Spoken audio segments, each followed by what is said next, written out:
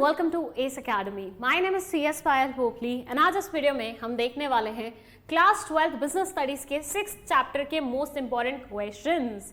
Yes, हमारे channel पे चल रही हैं 2 सीरीज। फर्स्ट सीरीज में हम हर एक चैप्टर का रिवीजन करा रहे हैं इन 15 to 20 मिनट्स और सेकेंड सीरीज में हम उन्हीं चैप्टर के मोस्ट इंपॉर्टेंट क्वेश्चंस आपको प्रोवाइड कर रहे हैं। इन क्वेश्चंस में हम MCQs, 3 marks question, 4 marks question, 5 marks 6 marks question सब कवर कर रहे हैं। ठीक है, तो शुरुआत करते हैं हम 6th चैप्टर के क्वेश्चंस की विद MCQ। चलिए देखिए, सबसे पहले MCQs आएंगे, फिर सब्जेक्टिव क्वेश्चंस आएंगे।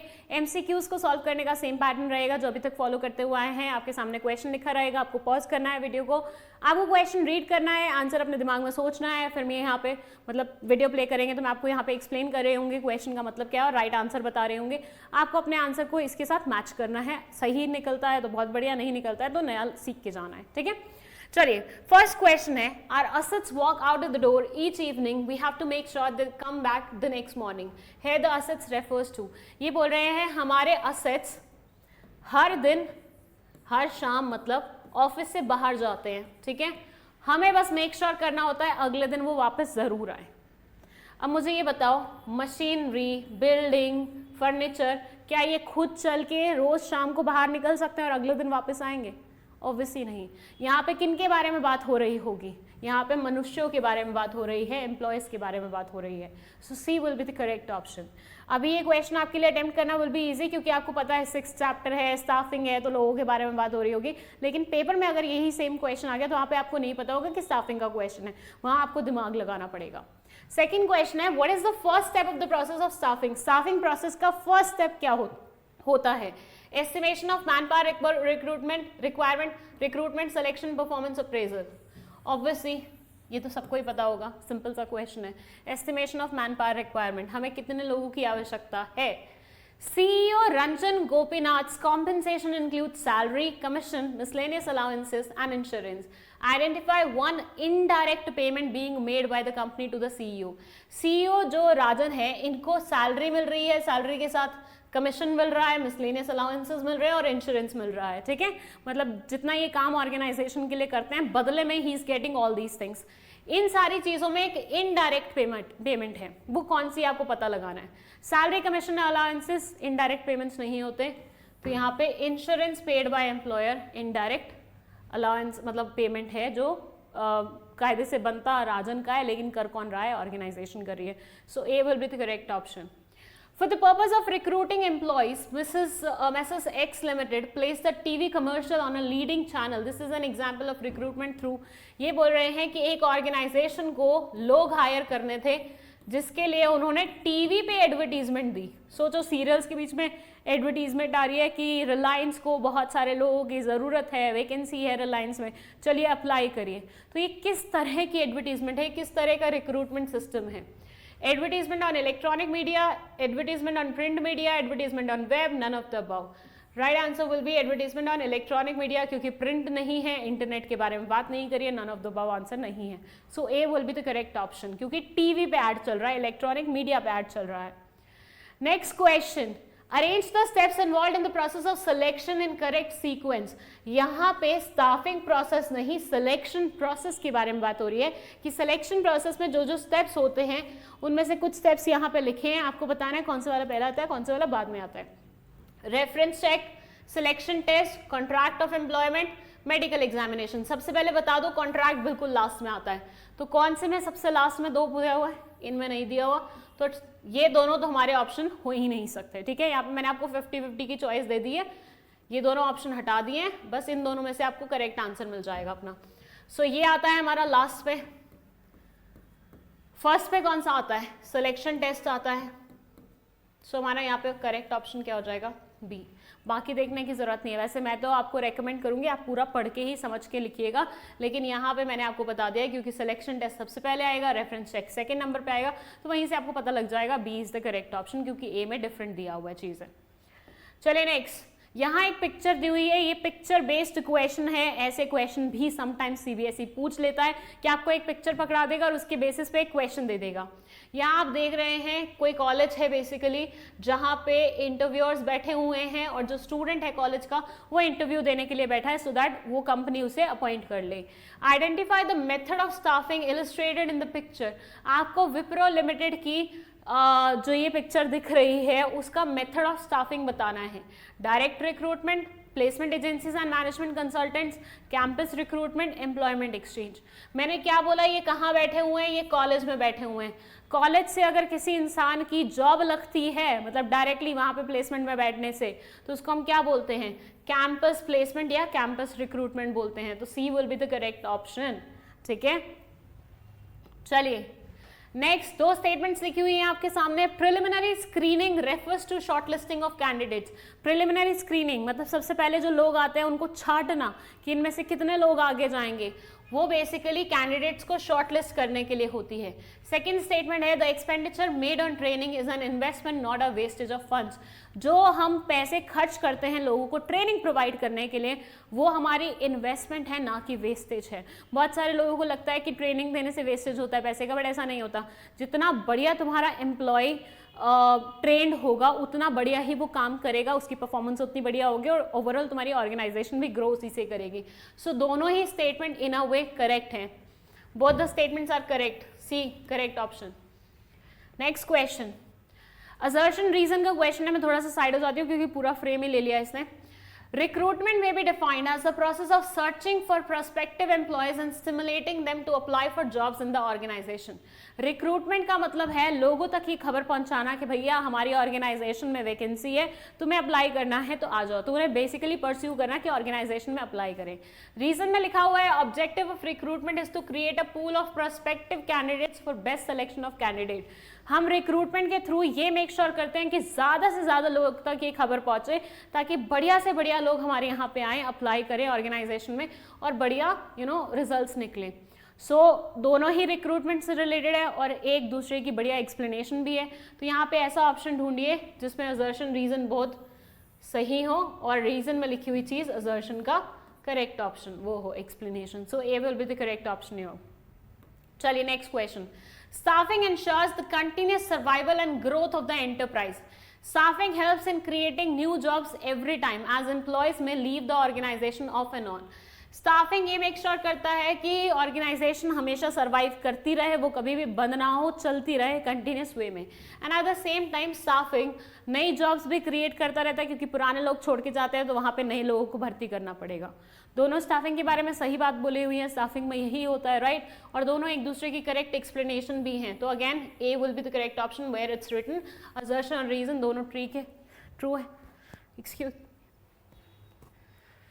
एक्सक्यूज मी, असर्शन और रीजन दोनों ट्रू हैं और रीजन में लिखी हुई चीज असर्शन का करेक्ट एक्सप्लेनेशन है। ठीक है, चलिए यहाँ पे आ जाते हैं। मैच द फॉलोइंग है, 4 ऑप्शन दिए हुए हैं यहाँ पे और 4 ऑप्शन दिए हुए हैं यहाँ पे टेस्ट से रिलेटेड हैं। जो सिलेक्शन टेस्ट होते हैं ना उससे रिलेटेड क्वेश्चन है। यहाँ पे वो नाम लिखे हुए हैं टेस्ट के और यहाँ पे उनकी एक्सप्लेनेशन लिखी हुई है। आपको दोनों को मैच करना है। फर्स्ट ऑप्शन है measures the level of knowledge and proficiency. Second है measure the involvement of a person. Third है measures the individual's potential for learning new skills. और फोर्थ है it provides clues to the person's emotions reaction. देखो जहाँ पे लोगों के person के इमोशन रिएक्शन आ जाए वहाँ तो भैया उसकी पर्सनालिटी के बारे में ही बात हो रही होगी। तो ऐसा पॉइंट ढूंढो जहाँ पे D2 से कनेक्ट कर रहा हो। पहले में कर रहा है, नहीं कर रहा, दूसरे में कर रहा है, नहीं कर रहा, तो मतलब C या D में से ही हमारा करेक्ट ऑप्शन निकलेगा। ठीक है, क्योंकि दोनों में D ऑप्शन क्या है, 2 से कनेक्ट कर रहा है। फिर है measures the level of knowledge and proficiency, ये ट्रेड से रिलेटेड होता है तो यहाँ पे हमारा D करेक्ट ऑप्शन हो जाएगा। फिर भी एक बार हम पढ़ लेते हैं। Measures the involvement of a person, interest, बिल्कुल ठीक है। Measures the individual potential for learning new skills, aptitude, बिल्कुल ठीक है। सो D will be the correct option. C भी क्या हो जाएगा, यहाँ पे गलत हो जाएगा। डन। सारे टेस्ट से क्वेश्चंस आते हैं, अच्छे से पढ़ के जाइएगा। अब जो ये क्वेश्चन है ये आप लोगों के लिए, मेरे लिए नहीं है। मैंने ऑलरेडी बहुत सारे क्वेश्चन तुम लोगों को करवा दिए। अब इस क्वेश्चन का आंसर तुम लोग मुझे दो। यहाँ क्या है, यहाँ तुम्हारे सामने एक पैराग्राफ लिखा हुआ है जिसके बेसिस पे 1-2 क्वेश्चन तुमसे पूछे गए हैं। तुम्हें बताना है इन क्वेश्चंस के आंसर। बट बिफोर दैट ये पैराग्राफ तुम आराम से रीड कर लो, मैं फ्रेम से बाहर जा रही हूँ। इनके आंसर्स तुम लोग मुझे बताओगे इन द कमेंट सेक्शन, ठीक है। हर एक क्वेश्चन में क्या सही आंसर होगा। फॉर से let's call this question number 1, ठीक है। क्वेश्चन नंबर 1 का क्या करेक्ट ऑप्शन है, क्या करेक्ट आंसर है? ये है question number 2, stage of staffing process. फिर ये है question number 3, kind of training. ये है question number 4, is this related to that question? हाँ, यस। चलिए, बस उसमें इतने ही क्वेश्चंस थे। एमसीक्यूज हमारे यहाँ पे कंप्लीट होते हैं। Now let's move to the subjective question, जिसमें आपको लिखना पड़ेगा और आपकी राइटिंग स्किल्स यहाँ पे मैटर करेंगी। जो बच्चे बहुत हल्के में लेते हैं, प्लीज राइटिंग स्किल्स पे वर्क कर लो। 12th के बाद भी CS कुछ भी करोगे, लॉ करोगे, सब में राइटिंग स्किल्स मैटर करेंगी, ठीक है। चलिए, staffing function is considered to be the key to the other functions of management. Staffing function बाकी सारे मैनेजमेंट फंक्शंस के लिए इंपॉर्टेंट कंसिडर किया जाता है। व्हाई? देखिए, क्यों किया जाता है? क्योंकि देखो, ढंग के बंदे नहीं आएंगे, ढंग की पोजीशन नहीं लेंगे, ढंग का काम नहीं करेंगे, तो बाकी के फंक्शन कैसे परफॉर्म कर पाओगे? प्लानिंग के लिए तुम्हें चाहिए भैया सबसे बुद्धिजीवी लोग बैठे हो, ठीक है। ऑर्गेनाइजिंग के लिए तुम्हें चाहिए ऑर्गेनाइजेशन करनी आती हो, उसको मतलब सही से हर एक चीज़ को ऑर्गेनाइज वे में अरेंज करना होता हो, सिस्टमैटिकली प्लेस करना होता हो। मान लो तुमने कोई ऊट पटांग इंसान उठा के उस काम पे लगा दिया, क्या वो काम सही से हो पाएगा? नहीं हो पाएगा। तो सही काम के लिए सही बंदा हायर करना, सही इंसान को हायर करना, वो भी सही टाइम पे, ये जरूरी है। और ये कौन करता है? ये स्टाफिंग करते हैं। इसलिए स्टाफिंग बेसिस है सबका मैनेजमेंट फंक्शंस का, क्योंकि इसके बिना कोई भी मैनेजमेंट फंक्शन बढ़िया तरीके से नहीं चल पाएगा। बेकार बंदा कभी भी ढंग का काम नहीं कर पाएगा। There is no need of staffing as many people are available in the market these days. ये बोल रहे स्टाफिंग की आवश्यकता ही नहीं है क्योंकि बहुत लोग हैं। काइंड ऑफ ये यहाँ पे तुमसे स्टाफिंग की इंपॉर्टेंस जानना चाहते हैं। लेकिन बिफोर दैट तुम्हें एक लाइन लिखनी होगी कि नो मैटर मार्केट में बहुत सारे लोग हों, लेकिन उन लोगों में से सही इंसान ढूंढ के लाना और उसे सही पोजीशन पे बिठाना, उसकी सही ट्रेनिंग करवाना, डेवलपमेंट कराना, ओरिएंटेशन कराना, प्लेसमेंट कराना, ये करता है स्टाफिंग। तो ये तुम अगर नहीं करोगे तो तुम्हारी ऑर्गेनाइजेशन में तुम कितनी बढ़िया बंदा क्यों ना ले आओ, काम नहीं चलेगा। तो स्टाफिंग बहुत ही मेन एलिमेंट है पूरे ऑर्गेनाइजेशन के लिए। Staffing is an inherent part of human resource management. Indeed, यहाँ पे तुम्हें स्टाफिंग को HRM से कनेक्ट करना है और बताना है दोनों में क्या डिफरेंस है और कैसे एक दूसरे का पार्ट है। देखिए, मैं आपको बता दूं, ह्यूमन रिसोर्स मैनेजमेंट ये बेसिकली ह्यूमन रिसोर्स से रिलेटेड एक पूरा मैनेजमेंट फंक्शन है, जिसमें planning, organising, staffing, directing, controlling सब आता है, ठीक है। और स्टाफिंग क्या है? उस फंक्शन का एक हिस्सा है। समझ रहे हो? एक पूरे मैनेजमेंट के बारे में बात कर रहे हैं और दूसरा बात कर रहे हैं सिर्फ और सिर्फ मैनेजमेंट के एक फंक्शन के बारे में। बड़ा कौन होगा? ऑब्वियसली ये बड़ा होगा ना, क्योंकि इसमें पूरी मैनेजमेंट आ रही है। इसमें स्टाफिंग के अलावा और भी फंक्शंस आ रहे हैं, जबकि स्टाफिंग में सिर्फ एक ही फंक्शन आता है। सो यस, स्टाफिंग उसका एक इनहेरेंट पार्ट है, क्योंकि बिना स्टाफिंग के HRM कंप्लीट नहीं हो सकता। और HRM बहुत बड़ी चीज़ है, स्टाफिंग एक नैरोअर चीज़ है, तो वो इंडीड उसका पार्ट माना जाएगा। Give the meaning of placement, orientation and training. बहुत ही सिंपल क्वेश्चन है। प्लेसमेंट का मतलब क्या होता है? किसी भी बंदे को सही पोजीशन पे प्लेस करना, बिठाना, ठीक है। ओरिएंटेशन का मतलब क्या होता है? उस इंसान को अपनी ऑर्गेनाइजेशन के साथ फेमिलियर बनाना। ट्रेनिंग का मतलब क्या होता है? उस इंसान को ट्रेन करना सो दैट वो नई चीजें सीख सके और बढ़िया परफॉर्म कर सके, उसकी एफिशिएंसी लेवल बढ़ जाए, ठीक है। स्ट्रेट अवे क्वेश्चन है, स्ट्रेट अवे उसका आंसर होगा, बस मीनिंग एक्सप्लेन कर देना है आपको। Identify and state the steps in the process of staffing function. Simple question है, स्टाफिंग फंक्शन का प्रोसेस लिखना है पूरा का पूरा। ये किसी भी वे से पूछा जाए, समटाइम्स हो सकता है कि एक पार्ट इसका पूछ लिया जाता है, समटाइम्स होता है पूरा का पूरा पूछ लिया जाता है, तो यू शुड बी रेडी फिर विद बोथ, ठीक है। मतलब गॉन आर दोज डेज जब पूरी प्रोसेस पूछ ली जाती थी। अब वो उस प्रोसेस में से कोई भी पार्ट अपना मनपसंद उठा के उससे भी क्वेश्चन कर सकते हैं, ठीक है। Explain briefly transfer promotion. Transfer और promotion internal source of recruitment को आपको एक्सप्लेन करना है। ट्रांसफर क्या होता है? एक और डिपार्टमेंट से दूसरे डिपार्टमेंट में ट्रांसफर कर दिया। प्रमोशन क्या होता है? एक डिपार्टमेंट के लेवल से दूसरे डिपार्टमेंट या सेम डिपार्टमेंट के दूसरे लेवल पे प्लेस कर देना। पहले लोअर मैनेजमेंट का पार्ट था, अब मिडिल मैनेजमेंट का पार्ट है, ठीक है। तो ये आपको एक्सप्लेन करना है with the help of an example. बस promotion stops infusion of new blood in the organisation. ये बोलते हैं प्रमोशन से ना नया ब्लड नहीं आता ऑर्गेनाइजेशन में, क्योंकि आप प्रमोशन में क्या करते हो, छोटे लेवल वाले इंसान को उठा के दूसरे लेवल पे बिठा देते हो, लेकिन नए बंदे को ऑर्गेनाइजेशन में नहीं लाते हो। यस, ये एक नेगेटिव बात है फॉर मतलब प्रमोशन के बारे में, लेकिन प्रमोशन से भी बहुत सारे फायदे होते हैं। तो तुम्हें यहाँ पे थोड़ा सा डिप्लोमेटिक खेलना है। यहाँ पे तुमने लिखना है कि इंडीड प्रमोशन से नया ब्लड नहीं आ पाता ऑर्गेनाइजेशन में, लेकिन जो पुराना ब्लड होता है वो बूस्ट कर देता है, वो मोटिवेट होके काम करता है, क्योंकि उसको लगता है कि अरे बढ़िया उसके काम की कदर की जा रही है तो वो और बढ़िया काम करेगा और बढ़िया काम करेगा। तो यहाँ पे तुम्हें उनसे भी अग्री करना है और अपना एक कॉन्ट्राडिक्टिंग पॉइंट भी बोलना है। अंडरस्टूड? ये अगर लिखोगे ना एग्जामिनर सच में खुश हो जाएगा और बहुत अच्छे मार्क्स देगा। चलिए, tapping external sources for various job positions has many benefits. State any 4 such benefits. External source of recruitment are better than internal source of recruitment. Again यहाँ पे क्या है, यहाँ कुछ नहीं है, सिंपल सी बात है। इंटरनल एक्सटर्नल दो तरीके होते हैं रिक्रूटमेंट के। रिक्रूटमेंट में एक में हम क्या करते हैं, जो अंदर लोग होते हैं उन्हीं को इस्तेमाल कर लेते हैं, ट्रांसफर और प्रमोशन से बाहर से लोग हायर करके नहीं लाते। एक्सटर्नल में हम बाहर से लोग हायर करके लाते हैं। दोनों के ही कुछ एडवांटेजेस हैं, कुछ डिसएडवांटेजेस हैं, वही आपसे पूछे जा रहे हैं। अलग अलग क्वेश्चन में मोर और लेस टॉपिक सेम है, बट चीज़ें अलग अलग पूछी जा रही है। फर्स्ट से एक्सटर्नल के बेनिफिट्स पूछ लिए, दूसरे में इंटरनल की डिसएडवांटेजेस पूछ लिए, ऐसा करके है। और आपको चाहे तो डायरेक्ट क्वेश्चन भी दे देंगे और चाहे तो वो इनडायरेक्ट क्वेश्चन भी दे देंगे। You should be prepared for both. तो ये एक बार just go through this particular page. Casual callers और लेबर कॉन्ट्रैक्टर्स में क्या डिफरेंस होता है या क्या उनके बारे में बात हो, मतलब उनको एक्सप्लेन करना है कि वो होते क्या हैं। कैजुअल कॉलर्स क्या होते हैं, तुम्हारे पास कोई आया, उसने तुम्हें अपना रेज्यूमे दिया, तुम्हें पसंद नहीं आया, तुमने बोला होल्ड पे रहो, उसका रेज्यूमे अपने पास रख लिया, 2 साल बाद तुम्हारे यहाँ पे वैकेंसी निकली, तुमने उसको बोला अच्छा आ जाओ तुम यहाँ पे काम करने के लिए, ठीक है, वो होते हैं कैजुअल कॉलर्स। लेबर कॉन्ट्रैक्टर्स, एक कॉन्ट्रैक्टर होता है, तुम उसके पास जाते हो कि भैया मुझे लेबर की ज़रूरत है, वो बोलता है मेरे नीचे बहुत सारी लेबर है मैं उनको ले आऊँगा, ये लेबर कॉन्ट्रैक्टर होता है। बस वही एक्सप्लेन करना है और वो भी ब्रीफली करना है, ज़्यादा डिटेल में नहीं करना। चलिए क्वेश्चन बढ़िया है, ये पढ़ लीजिए एक बार। Nandita Srivastava is the human resource manager of TM infrastructure. Nandita कौन है? ह्यूमन रिसोर्स मैनेजर है टीएम इंफ्रास्ट्रक्चर की, एचआर मैनेजर है। It is one of the largest construction companies in India. India की लार्जेस्ट कंस्ट्रक्शन कंपनीज में से एक है ये। The company handles projects worth more than 18,000 crore.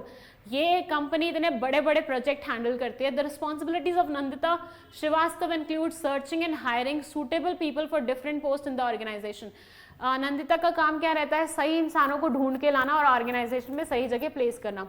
To measure certain characteristics of potential candidates, she is required to conduct a series of selection tests appropriate for different posts. उसको क्या करना पड़ता है? Selection test रखने पड़ते हैं। These tests will help her to predict for which job the applicant will be successful if hired.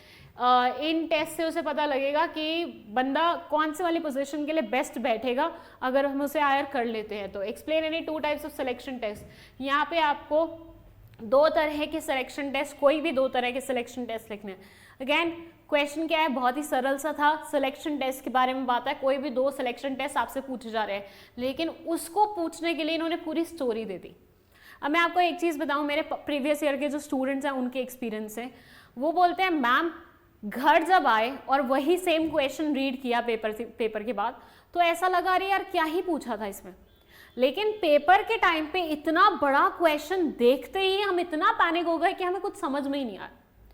सो सबसे पहले तो मैं सारे स्टूडेंट्स को सजेस्ट करना चाहूँगी, अगर आपको क्वेश्चन की लेंथ बहुत ज़्यादा लंबी लगती है, डोंट बी स्कैर्ड, पैनिक नहीं होना है, काम डाउन, आराम से एक ठंडी सांस लो, लंबी सांस लो, सॉरी ठीक है, ठंडी सांस नहीं लेनी चाहिए, लंबी सांस लो और आराम से बैठ के पढ़ो। क्या ही हो जाएगा, क्या ही हो जाएगा, ज़्यादा से ज़्यादा एक आधा क्वेश्चन छूट जाएगा, कोई बात नहीं। जो क्वेश्चन अटेम्प्ट किए हैं वो तो एटलीस्ट बढ़िया तरीके से किए कि एक आधा छूट भी जाए कोई दिक्कत नहीं है, ठीक है। स्ट्रेस नहीं लेना है पेपर में ना, कभी भी प्रेशर को अपने ऊपर हावी नहीं होने देना। जस्ट बी काम जब हम होते हैं ना, एक तो हम अच्छा प्रोडक्टिविटी करते हैं और दूसरा हम बहुत क्रिएटिव होके लिखते हैं और वही चाहिए होता है एग्जामिनर को। तो पैनिक नहीं करना ना। चलो, state the steps in the selection procedure. Selection procedure में आपको स्टेप्स बताने क्या होते हैं after the employment interview and before the job offer. कि इन्होंने बता दिया कि पूरी प्रोसेस नहीं एक्सप्लेन करनी है, आपको बस एम्प्लॉयमेंट इंटरव्यू के बाद और जॉब ऑफर के पहले जो सिलेक्शन स्टेप्स आते हैं उनको बताना है, ठीक है। अब कुछ बुद्धिजीवी लोग या कुछ ज़्यादा चतुर लोग ऐसा समझते हैं कि अरे हम तो पूरी प्रोसेस लिख जाएंगे, एग्जामिनर खुश हो जाएगा कि इसको तो बहुत कुछ आता है। नहीं खुश होगा वो, गुस्सा हो जाएगा वो, उसे लगेगा ओवर स्मार्ट बन रहे हैं। तुम ऐसे अज्यूम करो क्लास में वो बच्चे जो टीचर आधा क्वेश्चन पूछते हैं और वो हाथ खड़ा करके आंसर बकने लग जाते हैं, क्या टीचर को पसंद आते हैं वो बच्चे? मुझे नहीं आते पर्सनली। तो किसी भी एग्जामिनर, किसी भी टीचर को ऐसे ओवर स्मार्ट बच्चे नहीं अच्छे लगते।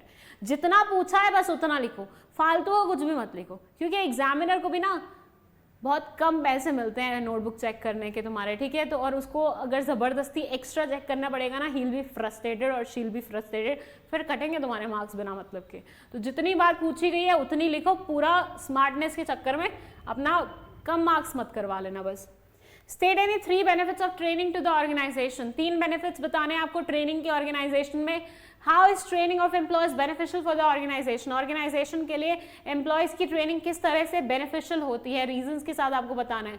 या फिर ट्रेनिंग इंपॉर्टेंट है ऑर्गेनाइजेशन के लिए। मोर और लेस हर जगह सेम ही क्वेश्चन पूछा गया है कि आपको बताना है कि ट्रेनिंग से क्या फायदे मिलते हैं, उसके एडवांटेजेस बताने हैं, उसके बेनिफिट्स बताने हैं, ठीक है।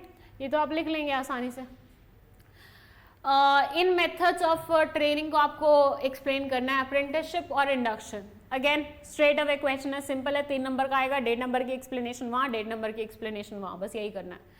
चलिए, human resource department of Oberoi airlines limited has recently selected 11 pilots. The new pilots have to handle sophisticated equipment for this human resource manager program, which will help them to improve this and that. Okay, ये ना kind of case based questions हैं, ठीक है।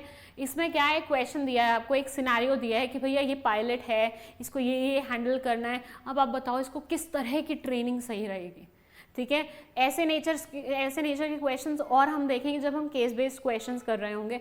फिलहाल के लिए ये समझ लो कि यहाँ पे आपको पहचानना है कि ट्रेनिंग मेथड कौन सा बढ़िया रहेगा और उसे क्या करना है, एक्सप्लेन करना है, ओके। सारे एक जैसे ही हैं, पढ़ना चाहो तो पढ़ सकते हो पॉज करके।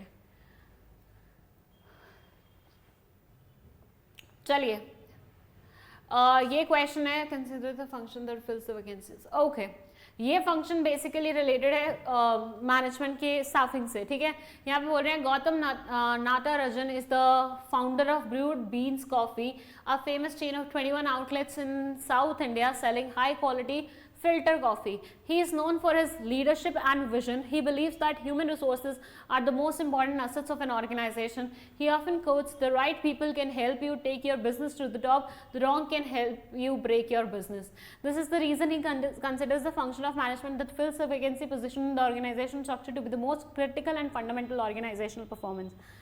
चलिए, एक बंदा है जिसको लगता है सही इंसान तुम्हारा बिजनेस बढ़ा देगा, गलत इंसान तुम्हारे बिजनेस को तोड़ देगा, ठीक है।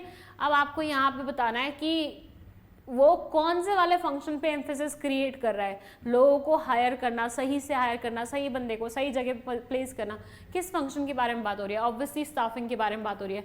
और फिर आपको उसी के 4 इंपॉर्टेंस के पॉइंट्स लिखने हैं। तो आपको जो मेन क्वेश्चन यहाँ पे होगा ना, वो ये होगा पहचानना कि किस फंक्शन के बारे में बात हो रही है। यहाँ पे पहचानना आपके लिए इजी है क्योंकि आपको पता है 6th चैप्टर पढ़ रहे हैं हम। पेपर में जब ये क्वेश्चन आएगा तो आपको पहचानना हो सकता है थोड़ा सा डिफिकल्ट, ठीक है। चलिए, importance of staffing as a function of management, कुछ नहीं है, सेम जैसे पिछला वाला क्वेश्चन था वैसा ही है, बस यहाँ पे स्ट्रेट अवे पूछ लिया है। Of the job training method के कौन कौन से होते हैं वो आपको यहाँ पे बताने हैं, बिल्कुल simple question. On job, of the job, ये दोनों ही टॉपिक्स पढ़ के जाइएगा, दोनों ही इंपॉर्टेंट है। सिलेक्शन टेस्ट ये भी इंपॉर्टेंट है। स्टाफिंग चैप्टर में ना बहुत सारे इंपॉर्टेंट टॉपिक्स है, सब पे थोड़ी सी पकड़ बना के जाना, ठीक है। अभी के लिए फिलहाल इतना ही, मिलती हूँ नेक्स्ट वीडियो में with a different chapter questions. और ये क्वेश्चंस तो अच्छे से अटेम्प्ट कर लेना। बाकी केस स्टडी में तुम्हें जितना ऑनलाइन प्रैक्टिस करने के लिए मटीरियल मिले ले लेना, बैठ के आराम से प्रैक्टिस करना, बहुत बढ़िया रहेगा, ठीक है। चलिए, थैंक यू सो मच।